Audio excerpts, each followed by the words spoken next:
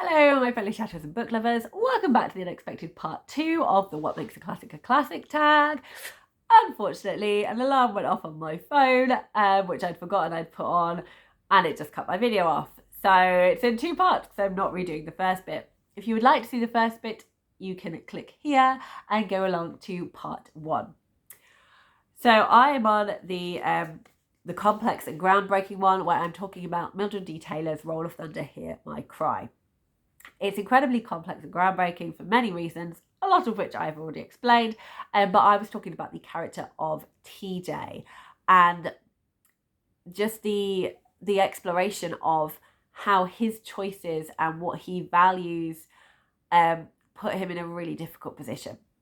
He's a really interesting character because there's moments when, despite all the trouble he's kind of brought, you do feel sympathy towards him. And it is sort of like a perfect example of just thinking about your choices and just listening to people who you feel would have your back more, not being impressed for the wrong reasons by people appearing rich and powerful and you wanting to appear rich and powerful. And there's just so many such telling points of, you can see like this swaggering, gesturing, wanting to be a man boy. You just see these moments when he just really, everything falls away and you just see this small lost boy. Like when he gets his new friends to come to a community event where they clearly are so out of place and just not welcome there, and he doesn't understand why people aren't impressed that he's got these older white boys with him who have given him things. Why his old friends are not impressed by that, and they're distrustful and they do not want to have anything to do with him. He doesn't get it. And it's just so telling that he's clearly looking for the wrong things. And I just think he's a fascinating character to explore, and one that I think a lot of children could really benefit from looking on and reflecting about. Unfortunately, given the current climate, this is a book that is sometimes comes up as being potentially banned in schools. There are some people that say it should be banned because of its use of the N-word, but if you look at the context, the N-word is used as it would have been at that time to kind of show that people shouldn't have been treated that way and that you shouldn't use that word. And though I'm saying that, I don't think it's the full-on insult word that is used.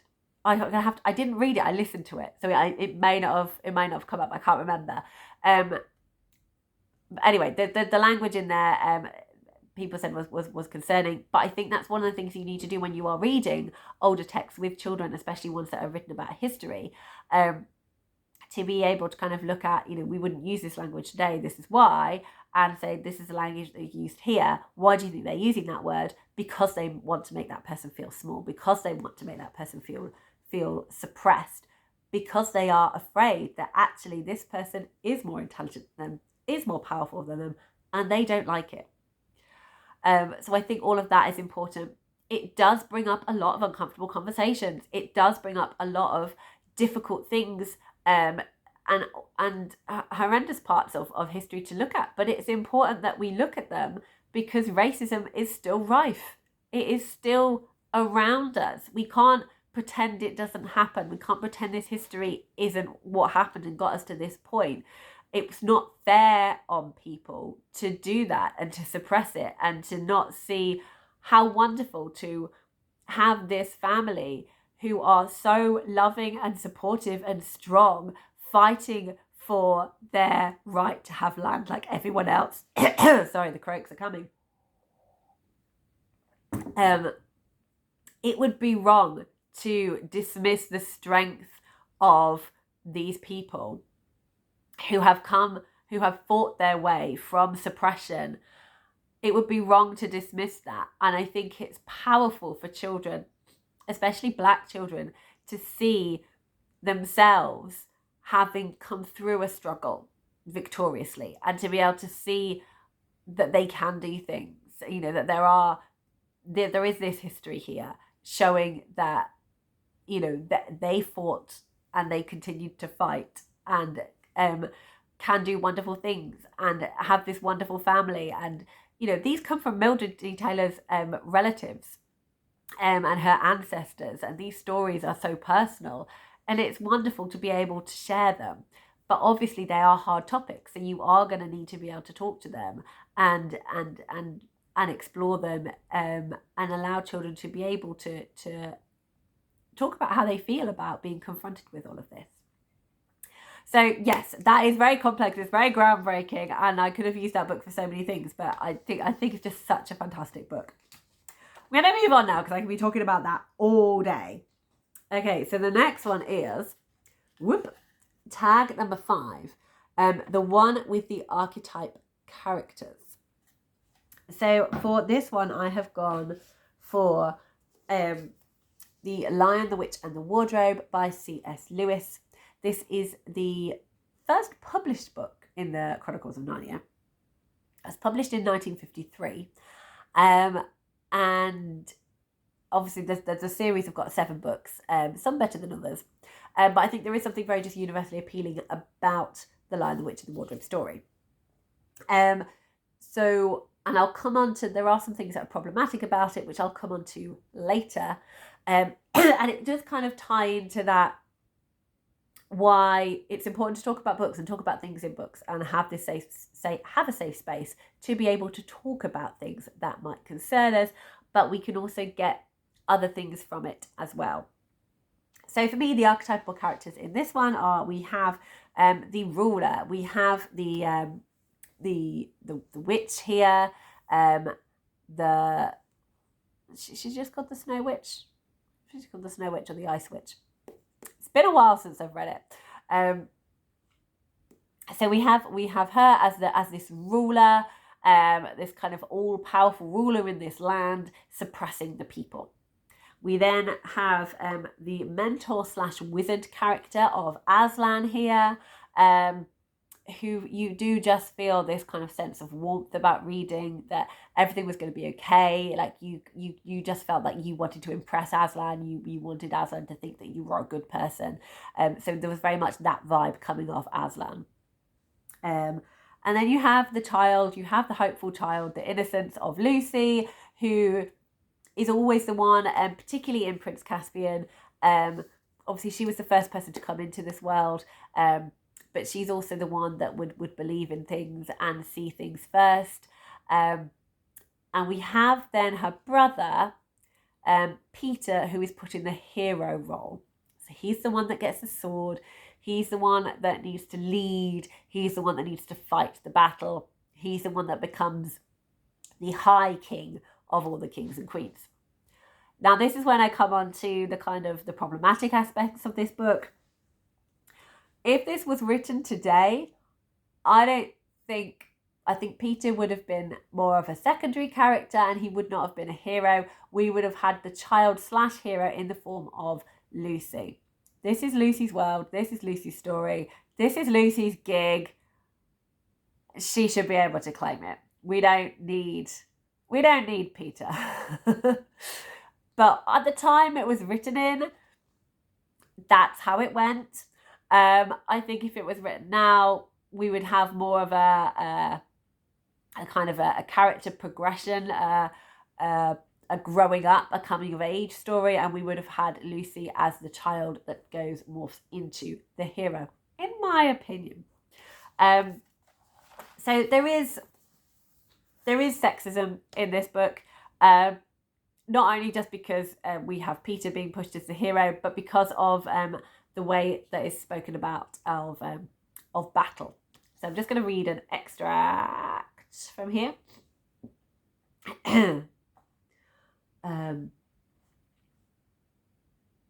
So this is where Peter, Susan and Lucy receive gifts from Father Christmas. And the dagger is to defend yourself at great need, for you also are not to be in the battle. Why, sir, said Lucy. I don't know, but I think I could be brave enough. That is not the point, he said, but battles are ugly when women fight.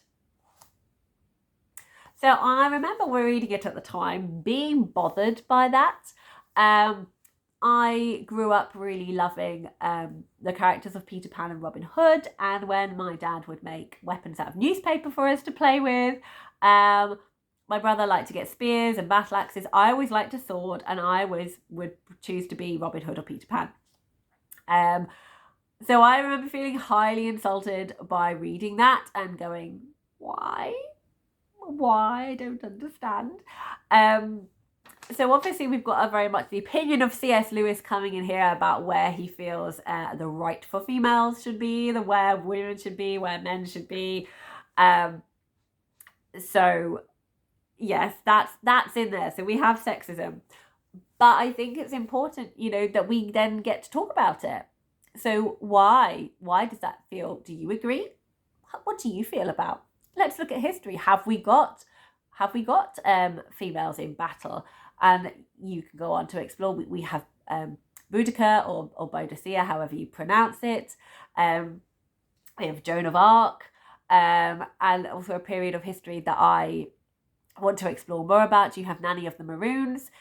All historical figures that went into battle and led battles and won battles. So I don't know where he's coming from, apart from his own opinion of different places. But saying that, although we have got that in here, and again, I think it's great that we get to talk about that. I don't think there's anything wrong, and I think it's important to go, do you know what? Don't agree with that bit. That's very much an idea of the time. That's what's in here. However, there was just something magical about this portal of going through a wardrobe into a magical land, and being a child where you're not believed, to suddenly then being right, to having this battle over good and evil, to have a purpose, to all of those things were just really fun to explore in this book. And I think it is just the ultimate portal fantasy. So I think it definitely has its place as a classic for doing that and still appealing to everyone. But I think it's also important that we are aware of the problems within this series and we get to talk about them as well.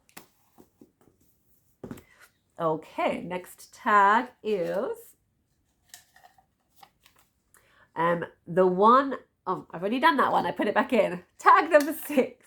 The one that is a complete one-off. So, couldn't think of anything else better to put in there other than Alice in Wonderland by C.S. Lewis.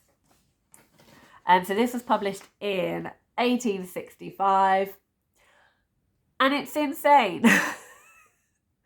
I don't know of another children's classic like Alice in Wonderland. The idea of falling down a rabbit hole of drinks and food that make you bigger and smaller, of following a rabbit in a waistcoat, of this crazy journey. It's just really trippy. I really enjoy the humour in this of Alice adjusting to being in this world of nonsense, of talking to animals that she'd usually be eating and realising that she shouldn't make it, bad manners to say she'd usually be eating these animals rather than conversing with them. It was a very fun read when I reread it recently. But yeah, there's nothing like it. It's completely bonkers. And obviously that bonkersness really appealed to everyone and continues to still appeal to everyone today. My next tag is tag number 7, which is really hard to read. The one we quote from all the time, tag 7. And so for this children's classic, I had to go for one of my comfort reads, Winnie the Pooh by A.A. Milne. So this is so it's Winnie the Pooh and the House at Pooh Corner. So written in 1926 and 1928. There's just an appeal for this humour, for these cozy characters that live in a wood that are kind of these teddy bears of these childs. It's just really comforting and adorable, and we all quote from it. And this isn't just because Disney kind of took up the thing. There are so many of E.H. Shepard's original drawings that appear on postcards with little quotes, and little books about the sayings of Pooh, the sayings of Tigger, all of those. You know, the characters, I think you'll all recognise them. Good morning, Eeyore. If it is a good morning, which I doubt. Everyone knows that. You know, that's what Tiggers do best. Everyone knows that. Oh, bother, says Winnie the Pooh. It's hard to be a bear of very little brain. There are so many quotes that you can get from Winnie the Pooh. And there are just so many little joys that you can just get from reading this book. And I find it so funny. I just love all of it. Let's go and wish everyone a happy Thursday just because. Let's just do that. You know, Pooh sticks. Everyone loves to play Pooh sticks, even though it was invented with fir cones. If you don't know what Pooh sticks is, find a bridge with a flowing stream underneath. Watch the way the current flows. Drop them from one end all together, 1, 2, 3, and then watch them go underneath and see whose comes out first. Hours of fun, still appealing to everyone. I can't not go over a bridge over running water and go, I really want to play Pooh sticks. We just have to do it. You have to find a stick and you have to do it. So yes, Winnie the Pooh, endlessly quotable. Okay, tag number 8. The original one, I've just split it into 8 and 9. So I'm going to do the first question first. So tag number 8 is I can't read it. Oh, the Rediscovered classic. Okay, so for me, the Rediscovered classic, this is one that I think is just not as popular as it should be, but I think it's starting to kind of come out a little bit more. So Noel Streatfeild is most well known for ballet shoes, which I have on the shelf here, and her other shoe books, like tennis shoes, dancing shoes, party shoes, are being published and people can read them. I didn't find any of apart from ballet shoes, I didn't find the appeal of the other stories as much. However, the book that I do love of hers that is not so well known is Thursday's Child. I really love Thursday's Child. Margaret Thursday was found on in the doorway of the vicarage with 3 of the best of everything. So it's another story about an orphan who goes to an orphanage, who is incredibly resourceful, who has to contend against bullying adults, who helps people, who has a heart in the right place, that goes on adventures, and she's wonderful. And I'm starting to see this. There is some more modern copies of this book out, which is brilliant. When was this published? In 1970, and it's set in the 1900s. And there is also a second book that I did not realise there was, called Far to Go. I have yet to read Far to Go, but I really want to get my hands on a copy and read that one as well to continue to hear about Margaret Thursday. So tag number 9, which is where I did the second part of tag number 8, because obviously I wanted to talk about both of them. Tag number 9 is the book you believe should be a classic in the future. This was one of my favourite ones because I have read quite a few books that I'm like, this has got classic written all over it, particularly in a middle grade sphere. So I've got 3 that I want to talk about for different reasons. So the first one, I think definitely will have that classic status just because it is the groundbreaking book. And that is Melissa by Alex Gino. I do not know of another book where we have got the appeal of a story about a trans girl.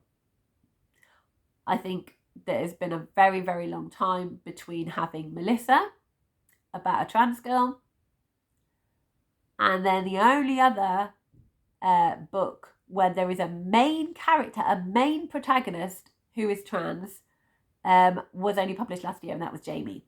If you know of other ones, if you know of other books if you know of other middle grade books where the character is trans, please let me know, because I have only come across Melissa. I've come across characters where their best friend is, but the protagonist being trans, I haven't come across. And this was published in 2015 and we're 2023.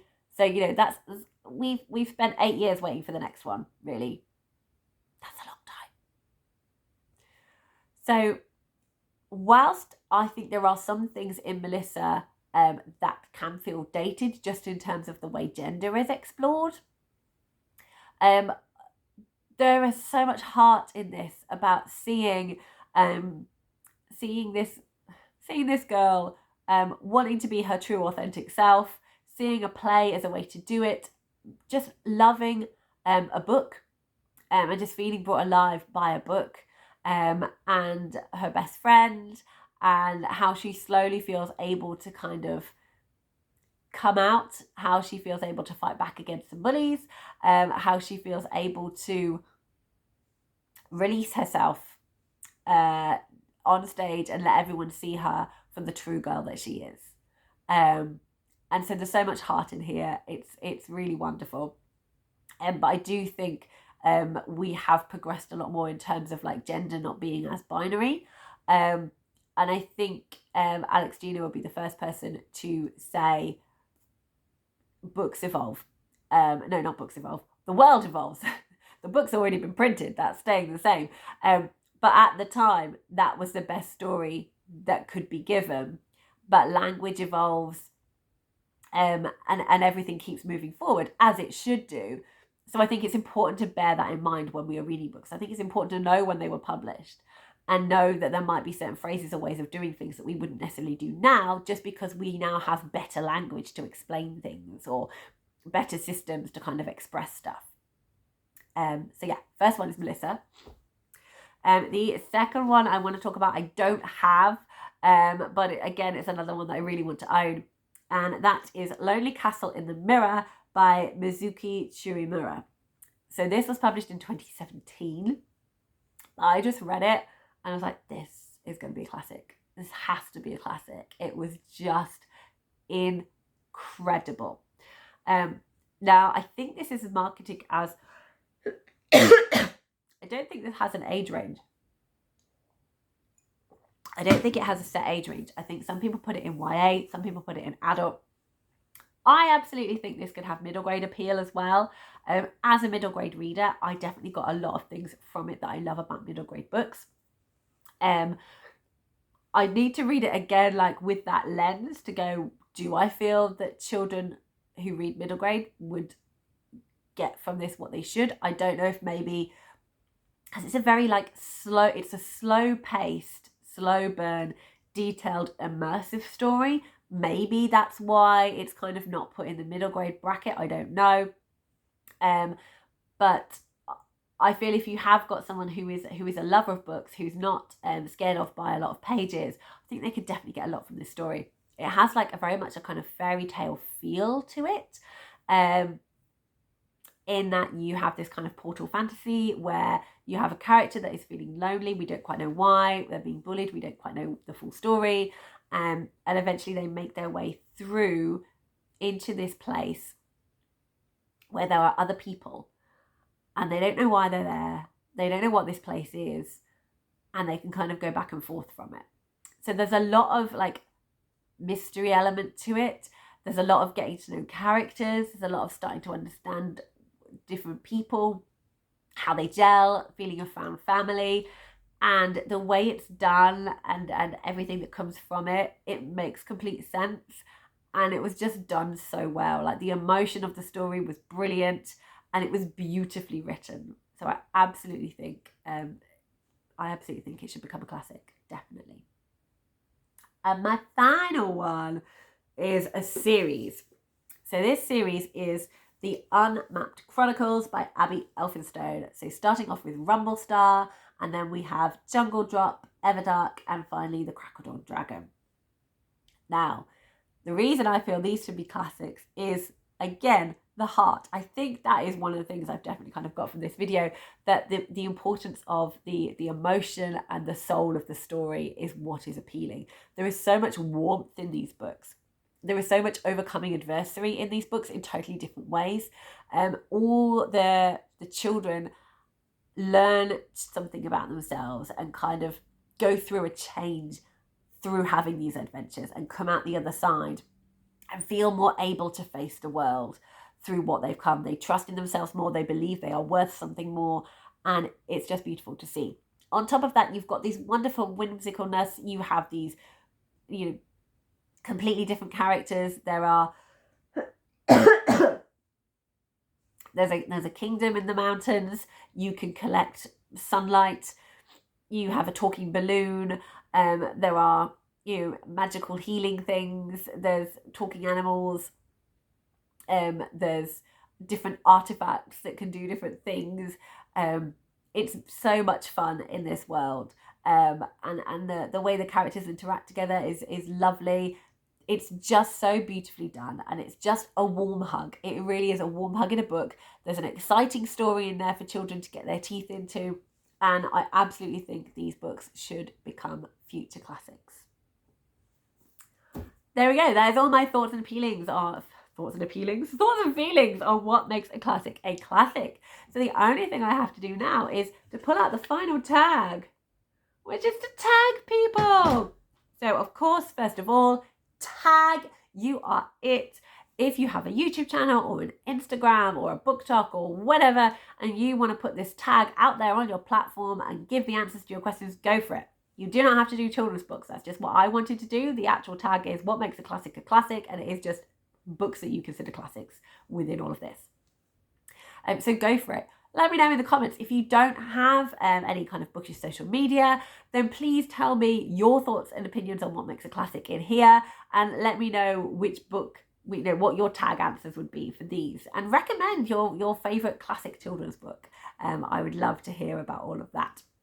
I also want to shout out a few booktubers because it's always fun to do. Before my voice totally gives way, I want to tag Nicole from Dusty Book Sniffers because she has her serialized book club, which is all about trying to get through classics and read classics. So I want her opinions on this, and I know she's read quite a lot. I also want to tag Kelli from Kelli Reads a Lot. Kelli, I would love to hear your thoughts on this. I know you're very well read in both middle grade classics and in regular classics. So I would love to hear your thoughts. And if you don't know Kelli, do go to her channel and check her out and give her a little bit of love. There is a lot going on in her life at the moment that she could definitely do with all of the support. I also want to tag Jim from Born Again Reader because I think this is a fantastic kind of more philosophical tag. And Jim does a lot of great thought-provoking and where you're questioning a lot of things content on his channel. So I think you will have a lot of fun with this one, Jim. And finally, I want to tag MJ from Reading This Life because I've not tagged her for a while, and I know she loves the tag, and I don't think she's done this one. She has done many, and I have to say, MJ, I'm sorry I'm not up to date with all of your videos, but there are so many. She is good at getting them out. She's on a roll. So MJ, if you haven't done what makes a classic, I would love to hear your thoughts because, again, I know you have read a lot.